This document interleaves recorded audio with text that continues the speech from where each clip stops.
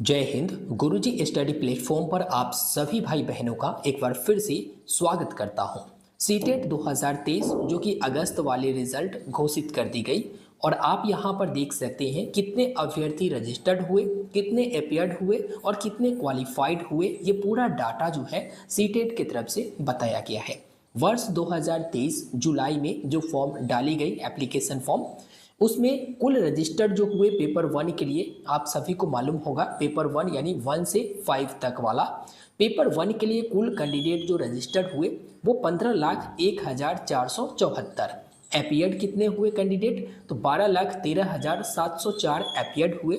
लेकिन क्वालिफाइड कितने किए? तो 2,98,758। हालांकि इस आंकड़ों को देखकर, इस नंबर को देखकर ज़्यादा चौंकिए नहीं, क्योंकि पेपर टू का अभी बाकी है और नीचे है पेपर टू। पेपर टू जो कि 6 to 8 के लिए, जो कि आप सभी को मालूम होगा टीचर एलिजिबिलिटी टेस्ट होता है। अगर आप ये क्वालिफाइड करते हैं तभी आप आने वाले वैकेंसी जो टीचर की होती है उसमें आप फॉर्म डाल सकती हैं। ठीक है। पेपर टू में 14,02,022 कैंडिडेट रजिस्टर्ड हुए, एपियर्ड हुए 11,66,178 और वही अगर क्वालिफाइड के बारे में देखें और बात करें तो 1,01,057, जो कि काफ़ी कम है। यहाँ पर देख सकते हैं काफ़ी कम अभ्यर्थी यहाँ पर क्वालिफाइड हो पाए हैं। और इसका रीज़न जब आप इस बार वाला क्वेश्चन पेपर देखोगे जो ऑफलाइन में हुआ, वो क्वेश्चन पेपर देखोगे तो आपको समझ में आ जाएगा। खैर, नीचे आप देखोगे तो इसी का हिंदी में बताया गया है, जो कि आप यहाँ पर देखें सेम डाटा है और यही चीज़ें हिंदी और इंग्लिश दोनों में सीटेट की तरफ से प्रकाशित की गई है, बताया गया है, सूचना दिया गया है। देखिए यहाँ पर बता दूं कि 20/8/2023 को आयोजित किया गया था, जो कि पात्रता परीक्षा आप सभी को मालूम होगा और ऑफलाइन था, सभी का एक ही दिन हुआ था। यहाँ पर एक चीज़ और बता दी गई है, जो आपका मार्कशीट है, जो योग्यता वाला मार्कशीट है और प्रमाण पत्र है, सर्टिफिकेट है, वो बहुत जल्द जो है डिजी लॉकर पर अपलोड कर दिया जाएगा, जिसमें क्वालिफाइड लिखा होगा और नॉट क्वालिफाइड लिखा होगा। क्वालिफाइड के बारे में बात करें, अब क्वालिफाइड कौन कौन होंगे तो आप सभी को मालूम होगा कि जनरल के लिए 90 नंबर चाहिए होता है, यानी 60%, राइट। वही अगर ओबीसी में आते हैं, SC ST में आते हैं या फिर दिव्यांग हैं तो उस स्थिति में 55% यानी 5% कम रखी गई है। लेकिन देखा जाए तो 55% 82.50 इतना होता है। लेकिन सीटेट का कहना है कि जो कैंडिडेट 82 ले आएगा, क्योंकि 0.50 तो होगा नहीं, क्योंकि हर क्वेश्चन एक नंबर का होता है और ना ही नॉर्मलाइजेशन हो रहे हैं और ना ही कोई निगेटिव वाली बात है। ठीक है। तो सीटेट के कहना है कि जो अभ्यर्थी 82 ले आएंगे उनको हम ओबीसी से अगर होंगे या SC ST से होंगे या फिर दिव्यांग होंगे तो उनको पास मानेंगे। ठीक है। तो 82 ओबीसी, SC ST या फिर दिव्यांग है वो ले आते हैं तो वो पास आउट हो जाते हैं। ठीक है। और 90 किसको चाहिए? तो जो जनरल में आते हैं, चाहे मेल हो या फिर फीमेल हो। ठीक। यहाँ पर कुल आपने देखा कि कितने अभ्यर्थी रजिस्टर्ड हुए, कितने अपीयर्ड हुए और कितने क्वालिफाइड हुए। अब ये मार्कशीट डाउनलोड कैसे करना है? चूंकि ये क्वालिफाइड और नेट क्वालिफाइड वाला डिजी लॉकर पर मिलेगा, लेकिन आखिर आपने कौन से सब्जेक्ट में कितना नंबर लाया और कैसे वो जानेंगे, कैसे डाउनलोड करेंगे, वो भी बता देते हैं।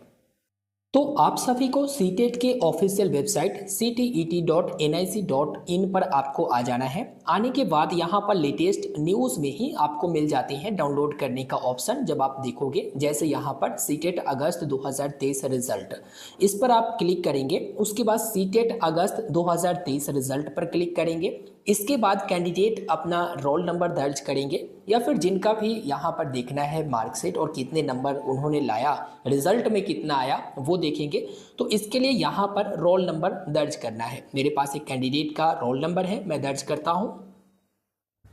उसके बाद सबमिट बटन पर क्लिक करना है। सबमिट बटन पर क्लिक करते ही जो कैंडिडेट है उनका रोल नंबर, नाम, मदर्स नेम, फादर्स नेम और कैटेगरी आ जाता है। कैटेगरी यानी कि ओबीसी है या फिर SC है या फिर ST है या फिर कोई दिव्यांग है या फिर जनरल में है। तो यहाँ पर ओबीसी है, जो कि आप देख सकते हैं। अब नीचे आप देखोगे, यहाँ पर स्लाइड करोगे तो यहाँ पर पूरा बताता है कि पेपर वन में आखिर इस कैंडिडेट का कितना आया, जो कि प्राइमरी स्टेज पेपर वन मैंने आपको बताया 1 से 5 तक। इसमें आप देखेंगे CDP में 30 में 21 आया, उसके बाद मैथमेटिक्स में 30 में 16 आया, उसके बाद EVS में 30 में 17 आया, लैंग्वेज 1 में 30 में 18 और लैंग्वेज 2 में 30 में 12। ये डिपेंड करता है आप लैंग्वेज 1 और लैंग्वेज 2 क्या लिए हैं, क्या संस्कृत है, क्या हिंदी है, या इंग्लिश है, या फिर कोई अदर लैंग्वेज है। टोटल आप देखेंगे तो 84 आया है, जो कि 150 में, टोटल 150 का परीक्षा होता है ना, तो इसमें 84 आया, 84 आया। अच्छा, 56% आया, लेकिन यहाँ पर ओबीसी वालों के लिए 55 चाहिए, तो ये जो है यहाँ पर क्वालिफाइड है किससे, ओबीसी से, ना कि जनरल से, राइट। इसके बाद पेपर 2 के बारे में बात करते हैं। तो पेपर 2 में सीडीपी में 30 में 20 आया है, सोशल साइंस में 60 में 31 आया, लैंग्वेज 1 में 30 में 21 आया, लैंग्वेज 2 में 30 में 15 आया है, ठीक है। अब यहाँ पर देखोगे तो टोटल 150 का एग्जाम था, जिसमें 87 आया है, 58%।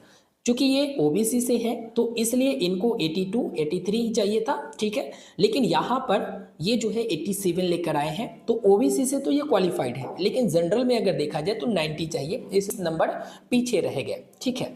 एक और बात, ये कहते थे कि लैंग्वेज 1 में 22 नंबर था, ठीक है। लैंग्वेज 1 में 22 नंबर था, जब मैंने आंसर की मिलाया था तो 22 नंबर था, लेकिन यहाँ पर लैंग्वेज 1 में 21 ही दिया गया रिजल्ट में। तो होता क्या है कि जब वो जारी करते हैं आंसर की और जब मिलान करने बोलते हैं, तभी वो बोलते हैं कि आप लोग आपत्ति है कोई तो दर्ज करो, ठीक है।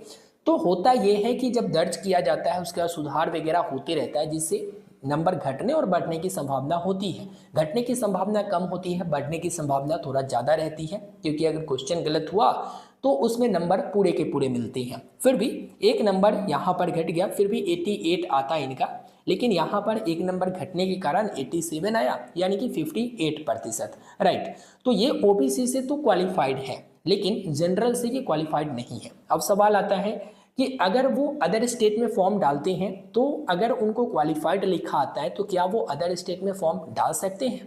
तो देखा जाए तो सीटेट यहाँ पर लिखी हुई है नोट देकर, जो कि आप भी पढ़ सकती हैं। सीटेट ये लिखा है कि जो 60% लाते हैं या फिर इससे एवव यानी ज़्यादा लाते हैं, उनको सीटेट क्वालिफाइड माना जाता है, सीटेट क्वालिफाइड माना जाता है। लेकिन साथ में इन्होंने ये भी लिखा कि वे अलग बातें हैं कि राज्य सरकार या फिर स्कूल मैनेजमेंट जो भी है, जहाँ पर वो इनको ज़रूरत होता है वहाँ पर उनको अलग से वो छूट दे सकती हैं। जैसे ओबीसी से 82 चाहिए, तो अगर वो 82 पर ले लेते हैं, 82 पर अदर स्टेट वालों का भी ले लेते हैं, ठीक है, तब जाकर आप वहाँ पर एलिजिबल होते हैं। अदरवाइज आप एलिजिबल नहीं होते हैं अगर जनरल कैटेगरी में आते हैं, और जनरल कैटेगरी वहाँ पर माने जाते हैं। जैसे अभी आप बिहार सरकार का ही देख लो, बिहार में होता क्या है कि सभी के लिए बता दिया गया कि भाई जो फीमेल जनरल वाले हैं वो 82 लाए हुए हैं तो वो फॉर्म डाल सकती हैं। वहीं ये भी होता है कि फीमेल अगर बिहार राज्य के निवासी है तो 50% यानी 75 नंबर लाई हुई है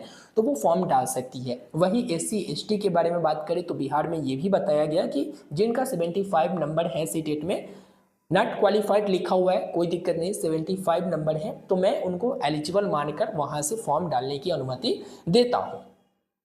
तो ये डिपेंड करता है कि राज्य सरकार मतलब क्या कह रही है और कितना नंबर पर वो ले रही है, यही चीज़ें लिखी हुई है।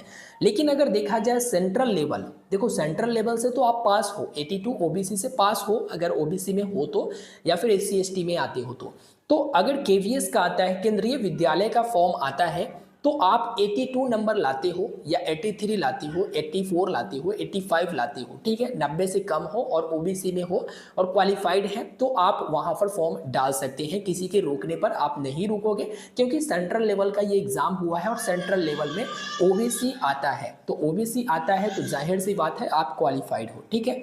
तो ये सब चीज़ें हैं जो मैंने आपको इस वीडियो में बताया। इस तरह से आप मार्कशीट तो डाउनलोड कर सकते हैं और बहुत जल्द जो है आ जाएगा डिजी लॉकर पर। डिजी लॉकर वाला कैसे डाउनलोड करेंगे थोड़ा सा बता देता हूँ।